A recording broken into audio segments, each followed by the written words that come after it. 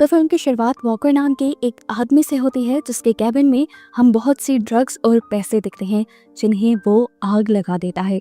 और फिर next scene में हमें एक ट्रक को दिखाया जाता है जिसके पीछे पुलिस लगी थी क्योंकि उस ट्रक में मौजूद वॉशिंग मशीन में ड्रग्स थी। पुलिस की बेशुमार गाड़ियां इस ट्रक के पीछे थी और ये लोग गोलियां भी चला रहे थे, पर ट्रक के लोग इन गोलियों से बचे रहे। आखिर पुलिस की सारी गाड़ियां पीछे रह गईं सिवाय एक के जो अभी भी इनके करीब थी, जिस पर ट्रक के लोग एक वॉशिंग मशीन उठाकर फेंक देते हैं और अंदर बैठा पुलिस ऑफिसर इस एक्सीडेंट से बुरी तरह जख्मी हो जाता है। पुलिस की कार रुक चुकी थी। जख्मी ऑफिसर का दूसरा साथी बैकअप पुलिस बुलाता है पर कोई फायदा नहीं, ये लोग ट्रक निकाल कर ले जा चुके थे। अगले सीन में हम चार्ली और उसके 3 साथियों को एक क्लब के पास आता दिखते हैं। यही चारों उस ड्रग वाले ट्रक को भी चला रहे थे जिसकी ड्रग्स को बेचकर इन्होंने अब पैसा इकट्ठा किया था, जो पैसा अब ये लोग एक गैंगस्टर को देने जा रहे थे जिससे पहले इन लोगों ने उधार लिया था। चार्ली और चार्ली के साथियों को देखकर ये लड़का अपने अंकल को इस रूम से बाहर भेज देता है। अंकल का नाम है चिंग और बाहर जाते ही चिंग एक गाड़ी को इस क्लब के पास देखता है जिसके अंदर 3 मास्क मैन थे और उनके हाथ में गन्स भी थी। इतनी देर में चिंग को किसी का मैसेज भी आ जाता है कि तुम यहाँ से भाग जाओ। बाहर चार्ली के बाकी 2 साथी जो अभी भी कार में उनका इंतजार कर रहे थे, उन्होंने भी उन मास्क मैन को देख लिया था। वो बाहर से फौरन चार्ली की दोस्त को इन्फॉर्म करते हैं कि यहाँ पर हमला होने वाला है, फौरन उस जगह से बाहर निकलो। कि मास्क मैन बिना वक्त गवाए उस क्लब के अंदर जाकर धड़ाधड़ फायरिंग शुरू कर देते हैं। यहाँ पर भगदड़ मच जाती है और बहुत से लोग उनकी फायरिंग में मारे जाते हैं। यहाँ क्लब पे गोलियां चलने की खबर दूसरी तरफ वॉकर और उसकी साथी को भी मिल जाती है जो दोनों पुलिस ऑफिसर हैं और वो भी बिना वक्त गवाए यहाँ पर पहुंच जाते हैं। अंदर का एक भयानक नजारा दिखाया जाता है जहाँ चारों तरफ लाशें थी और खून के निशान थे। यहाँ क्या हुआ था ये जानने के लिए वॉकर और एली सीसीटीवी फुटेज देखते हैं जिसमें वॉकर चार्ली को भी देख लेता है। वो चार्ली को जानता था, पहचानता था, लेकिन पुलिस के सामने उसने चार्ली को पहचानने से इनकार कर दिया। वॉकर फौरन यहाँ से निकलता है और एक पॉलिटिशियन के पास जाता है जिसके बारे में हमें पता चला वो चार्ली के डैड थे।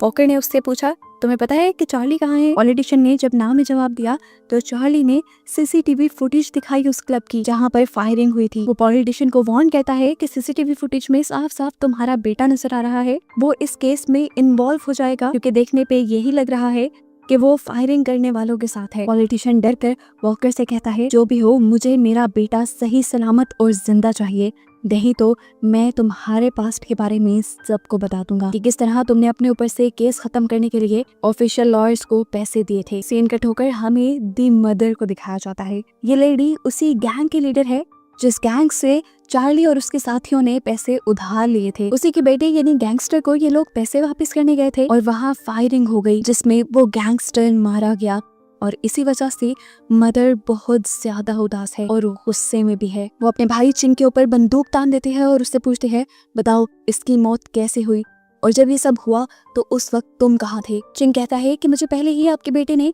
बाहर भेज दिया था। मदर ने पूछा, तो तुम आखिर कैसे बच गए? और तब चिंग की मेमोरी से हमें पता चला कि हमला करने वाले लोगों का कहीं ना कहीं उसके साथ लिंक था और हमला होने से पहले ही चिंग को हमले की खबर हो चुकी थी, इसीलिए वो वहाँ से भाग गया था। लेकिन ये बात वो अपनी बहन यानी मदर को नहीं बताता। यहाँ वॉकर को दिखाया जाता है जिसका टारगेट है चार्ली को ढूंढना। वो उस बाहर के एक करीबी क्लिनिक में जाता है जहाँ बाहर के जख्मी लोग अपना इलाज करवा रहे थे। वो उससे धमका कर पूछता है कि मुझे बताओ कि वहाँ क्या हुआ था।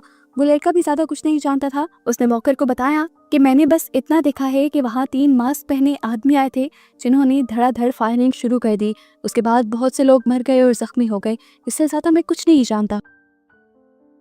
इसके बाद वो हॉस्पिटल में अपने उस जख्मी साथी से मिलने के लिए जाता है जिसके ऊपर मशीन फेंकी गई थी। वहाँ बैठे बाकी पुलिस ऑफिसर्स से उसे पता चलता है कि मशीन फेंकने वाला भी कोई और नहीं बल्कि चार्ली ही था। वॉकर के सभी साथी ये बात जानते थे कि वॉकर कहीं ना कहीं चार्ली का साथ देगा क्योंकि चार्ली के डैड से उसका गहरा ताल्लुक है, इसीलिए वो उसे जख्मी ऑफिसर से मिलने की इजाजत नहीं देते। फिर वॉकर उस जख्मी ऑफिसर की वाइफ से मिलता है जिसने वॉकर को बताया कि एक्सीडेंट से कुछ देर पहले मेरी उससे बात हुई थी। वो तुम्हारा ही नाम ले रहा था और कह रहा था कि कोई 5 पुलिस वाले बड़ी मुश्किल में पड़ने वाले हैं। यहाँ से हमें वॉकर के पास का एक ग्लिम्स दिखाया जाता है जहाँ वॉकर और उसके साथी पुलिस ऑफिसर्स ड्रग्स की चोरी भी करते थे और डीलिंग भी करते थे। और जब उनके एक साथी ने उनका राज फाश करने की बात की तो वॉकर ने उसे मार दिया। इसी वजह से वॉकर के ऊपर केस बना था और उसी केस को खत्म करने में चार्ली के डैड ने वॉकर की हेल्प की थी। और इसी पास्ट की धमकी चार्ली के डैड वॉकर को देकर वॉकर से अपने बेटे की तलाश करवा रहे थे। सीन कट होकर अब हमें फाइनली चार्ली और उसकी दोस्त को दिखाया जाता है जो अपनी एक अंकल के पास जाते हैं। चार्ली की दोस्त अपने अंकल से कहती है, प्लीज आप हमें नकली पासपोर्ट बनवाने में हेल्प करें ताकि हम इस जगह से भाग सके। पुलिस इस टाइम हमारे पीछे पड़ी हुई है। वॉकर पुलिस स्टेशन आ जाता है तो उसके साथ ही एली उसे मदर की पिक्चर दिखाती है जो कि गैंगस्टर है। वो बताती है कि इस गैंगस्टर का बेटा भी उस दिन क्लब में मारा गया है और वो अब चुप नहीं बैठेगी। इतनी देर में वॉकर के पास उसकी बॉस आती है और उसे वार्न करती है कि अगली मर्तबा तुमने कोई गलती की तो तुम्हें मैं निकाल दूंगी। तुमने पुलिस को अंधा समझा हुआ है, तुम चार्ली को जानते भी थे, पहचानते भी थे, फिर भी तुमने अपने बयान में उसे पहचानने से इनकार किया। यहाँ अपनी दूसरी साथी से वॉकर को पता चलता है कि चार्ली के साथ जो लड़की थी वो पहले एक डंप एरिया में काम करती थी। अब अगले ही सीन में हम चार्ली के डैड को ट्रैफिक में फंसा देखते हैं जब भी उसके पास 2 बाइक पर सवार लोग आकर उसके ऊपर हमला कर देते हैं और उसे किसी से फोन पर बात करने को कहते हैं। ये गैंगस्टर मदर थी जिसका बेटा उस दिन क्लब के अंदर मरा था। वो चार्ली के डैड से कहते हैं कि मेरे बेटे की मौत के पीछे तुम्हारा बेटा जिम्मेदार है और मुझे किसी भी कीमत पे तुम्हारा बेटा चाहिए। इन सारी बातों से वो बहुत ज्यादा डर चुका था। यहाँ हम देखते हैं कि वॉकर चार्ली के दोस्त मिया की काम करने की जगह पर पहुंच गया था जहाँ वो मिया के अंकल से मिलता है और उससे मिया के बारे में इन्वेस्टिगेशन करता है। पहले तो अंकल मिया के बारे में कुछ भी बताने से मना कर देते हैं, लेकिन जब वॉकर उसे धमकाता है अपना आईडी दिखाते हुए तो वो बता देता है कि मिया और चार्ली दोनों ही इस मुल्क से भागने की तैयारी कर रहे हैं। इतनी ही देर में वॉकर को बाहर से पुलिस कार्स की आवाज भी आने लग जाती है और वो इस आदमी से कहता है, अगर पुलिस वाले तुमसे मेरे बारे में पूछे तो साफ इनकार कर देना, नहीं तो मैं तुम्हें एक जान से मार दूंगा। यहाँ हम देखते हैं कि मदर ने चार्ली के एक तीसरे साथी को पकड़ लिया था। वो लड़का मदर को देखकर काफी डर जाता है और बताता है कि मेरा उस सब में कोई कसूर नहीं, मैं तो उस रात गाड़ी के बाहर बैठा था और मैंने बस इतना देखा कि मास्क पहने 3 लोग उस क्लब के अंदर गए और उन्होंने ही वो फायरिंग भी की थी। मैं चार्ली के बारे में तो नहीं जानता, लेकिन मैं चार्ली की दोस्त मिया के बारे में जान और उस तक आपको पहुंचा सकता हूं अगर आप मुझे कोई नुकसान ना पहुंचाए तो। अगले सीन में हम वॉकर को देखते हैं जो क्लब में मिया को उसका पासपोर्ट देने के लिए आया था जो वो उसके अंकल से लेकर आया है। वो मिया से कहता है, तुम्हारी जान खतरे में है, इस टाइम पुलिस के साथ साथ मदर के लोग भी तुम्हारे पीछे पड़े हैं। अगर तुम अपनी जान बचाना चाहती हो तो मेरा साथ दो,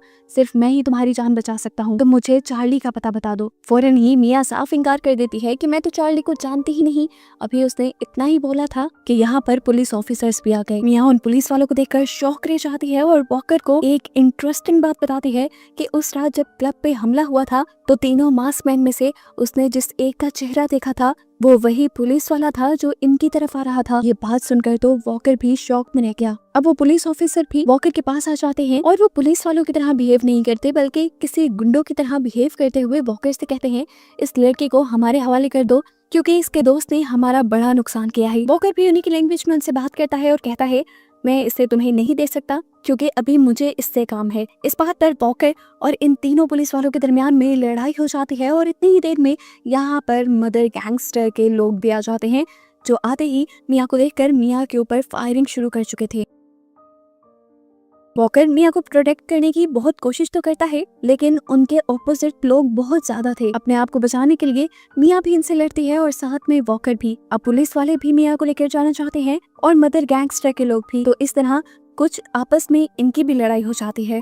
इतनी देर में यहाँ पर चार्ली भी पहुंच जाता है मिया की जान बचाने के लिए।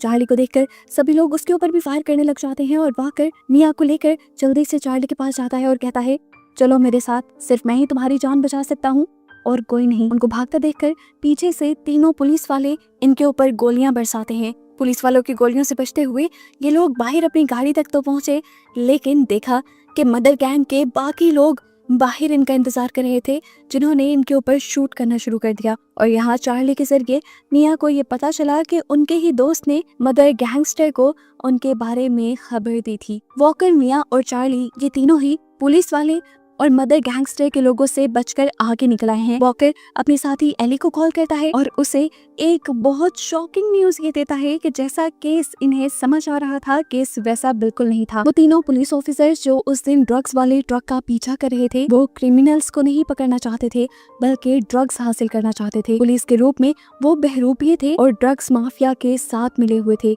ये सारी हकीकत क्योंकि एक चौथे पुलिस ऑफिसर को पता चल गई थी तो इन्होंने प्लान के तहत उसे आगे रखा उसका एक्सीडेंट करवा दिया ताकि किसी को उन पर शक ना हो, पुलिस ऑफिसर मर भी जाए और उनका राज भी ना फाश हो।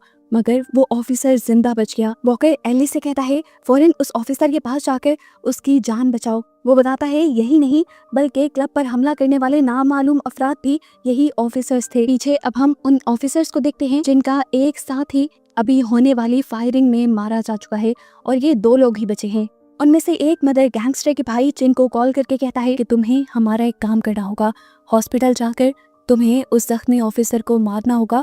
वो हमारे बारे में सब जानता है और होश में आने पर मुंह खोल देगा। यहाँ हम देखते हैं कि एलन भी हॉस्पिटल पहुंच चुकी थी, लेकिन इससे पहले कि वो उस ऑफिसर के पास पहुंचती चिंग कई गोलियां मारकर उसकी जान ले चुका था। यहाँ से जाते हुए चिंग इस मर्डर की आई विटनेस उस ऑफिसर की वाइफ को भी गोलियों से भून देता है। ये सब एली अपनी आंखों से देख चुकी थी। चिंग को पकड़ने के लिए वो उसके ऊपर गोलियां चलाने लग जाती है और जवाब में चिंग भी उसके ऊपर फायरिंग करता है। एली बड़ी होशियारी से उससे बचते हुए आखिर उसकी टांग के ऊपर फायर करने में कामयाब हो ही जाती है और फिर उसे पकड़ लेती है। एली फौरन वॉकर के घर जाती है तो उसे वॉकर की वाइफ बताती है कि वॉकर यहाँ नहीं रहता बल्कि जंगलों में रहता है। वो वॉकर के पास जाने ही वाली थी कि तभी चिंग के मोबाइल पर उसे एक मैसेज आया। वो पुलिस ऑफिसर जिसने चिंग के जरिए उस जख्मी ऑफिसर को मरवाया था वो उससे डील करने के लिए कहीं बुला रहे थे। एली उसी जगह पर चली गई और जैसे ही वो ऑफिसर्स वहाँ पे आए तो एली ने इन दोनों को भी पकड़ लिया क्योंकि चिंग को वो पहले ही पकड़ चुकी थी। दूसरी तरफ अब हम वॉकर को अपने घर पे देखते हैं। उसके पास चार्ली और मिया दोनों हैं। वो जल्दी से चार्ली के डैड को कॉल मिलाता है और उन्हें एक्साइटेड होकर बताता है कि चार्ली मिल गया है, लेकिन देखने को मिला कि जैसा उन्होंने सोचा था बिल्कुल उल्टा हुआ। चार्ली के डैड को मदर गैंगस्टर पहले ही पकड़ चुकी थी और अब ये खबर मदर गैंगस्टर के पास भी थी।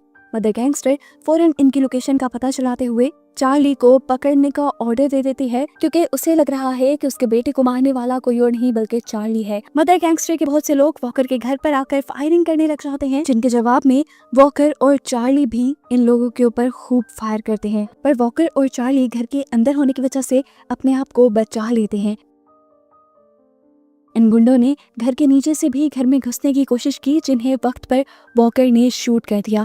बाहर निकलने का रास्ता भी बंद हो चुका था, हर तरफ दुश्मन थे। इस टाइम पर यहाँ मदर की राइट हैंड आ जाती है जो कॉम्बैट फाइटिंग चैंपियन थी। उसने वॉकर से लड़ाई शुरू कर दी। वॉकर पहले ही थका हुआ था, कुछ उसकी मार से वो और थक कर गिर गया। उस लड़की ने वॉकर का मार मार कर भुरता बना दिया और एंड टाइम पर जब वो लड़की वॉकर को मारने वाली थी, वॉकर ने होशियारी दिखाते हुए अपनी पास पड़ी गन से उसे मार दिया। जबकि बाहर हमें दिखाया गया कि चार्ली और मिया पकड़े गए थे। मदर गैंगस्टर यहाँ पर चार्ली के डैड को भी लेके आई थी। वो चार्ली के डैड से कहती है, तुम्हारे इस बेटे की वजह से मेरा बेटा मरा है। मैं उससे बहुत प्यार करती थी और अब मैं उसे वही दुख दूंगी जो उसने मुझे दिया है। मैं उससे प्यार करने वाली उसकी इस दोस्त को मार दूंगी। इसे भी तो पता चले जिससे आप बहुत प्यार करते हैं उसका मरना कैसा लगता है, और मैं ये काम अपने हाथ से नहीं करूंगी। वो बंदूक चार्ली के डैड के हाथ में पकड़ा देती है और कहती है, मिया को मारो। इससे पहले कि चार्ली के डैड ये काम पूरा कर पाते, यहाँ पर एली आ जाती है और मदर गैंगस्टर को सारा सच बता देती है। वो अपने साथ उन पुलिस ऑफिसर्स को भी लेके आई थी जिन्होंने मदर गैंगस्टर के बेटे को मारा था। उसने सच बता दिया कि इन दोनों के साथ तुम्हारा भाई भी मिला हुआ है। चार्ली और मिया का कोई कसूर नहीं, वो सिर्फ अपना पैसा तुम्हारे बेटे को वापस करने आए थे। असल कसूर इन दोनों पुलिस ऑफिसर्स का और तुम्हारे भाई का है। अपने आप को बचाने के लिए वो पुलिस ऑफिसर यहाँ एक बंदे से बंदूक छीनता है और एली के ऊपर गोली चलाना शुरू कर देता है, क्योंकि एली ने उसे अब भी फंसाया था और अगर वो बच जाता तो आगे भी फंस जाता। इधर मदर गैंगस्टर जो चिनको यानी अपने भाई को गुस्से में आकर गोली मारने वाली थी, उसका भाई उससे पहले ही उसे फायर कर देता है और वो यहीं पर मर जाती है। जिसके बाद वो पुलिस ऑफिसर्स जो उस दिन बहरूपिये के रूप में क्लब में आए थे, वो चार्ली और मिया को मारने की कोशिश करते हैं क्योंकि वो उस दिन के आई विटनेस थे। लेकिन यहाँ चार्ली के डैड अपने बेटे के सामने आकर उसकी गोलियां खुद पे लेकर अपनी जान दे देते हैं। ये सारा माहौल देखकर वॉकर भी बाहर निकलता है और यहाँ के लोगों पर गोलियां चलाता है ताकि वो अपनी साथ ही एली को बचा सके। वॉकर अब बेदर्दी से उन दोनों करप्ट पुलिस ऑफिसर्स में से एक को शूट करके खत्म कर देता है। अब बचा था बस वो एक ही ऑफिसर जो पैसों का बैग लेकर यहाँ से भागने लगा, लेकिन वॉकर ने उसका पीछा किया और उस पर गोलियां चला दी। मरते हुए इस आदमी ने वॉकर के ऊपर भी गोली चलाई, लेकिन वॉकर सिर्फ जख्मी हुआ और वो वाला ऑफिसर मर गया। यहाँ क्राइम सीन पर हमें दिखाया जाता है कि सभी लोग तकरीबन मारे गए थे, लेकिन मिया और चार्ली अभी भी जिंदा थे। वो दोनों एक गाड़ी लेकर यहाँ से भागने की कोशिश करते हैं तो एली उनसे कहती है, बेहतर यही है कि तुम अपने आप को पुलिस के हवाले कर दो। तुम्हारा जुर्म छोटा है, तुमने सिर्फ ड्रग्स चुराए थे। पुलिस की कस्टडी में तुम लोग सेफ रहोगे, नहीं तो अब मदर गैंगस्टर की जगह चिंग संभाल लेगा और उसके लोग तुम्हें जरूर मार देंगे। मिया और चार्ली उसकी बात नहीं मानते और यहाँ से निकल जाते हैं। जिसके बाद एली आती है वॉकर के पास, जहाँ पर वॉकर उसे कहता है कि तुम्हें मुझे अरेस्ट कर लेना चाहिए क्योंकि मैं कहीं ना कहीं क्रिमिनल्स का साथ दे रहा था, पर मेरा खरीदा हुआ गिफ्ट मेरी बेटी को जरूर दे देना। ये कहते ही यहाँ पे बहुत सारे पुलिस सायरन्स की आवाज आती है और मूवी यहीं पर खत्म हो जाती है।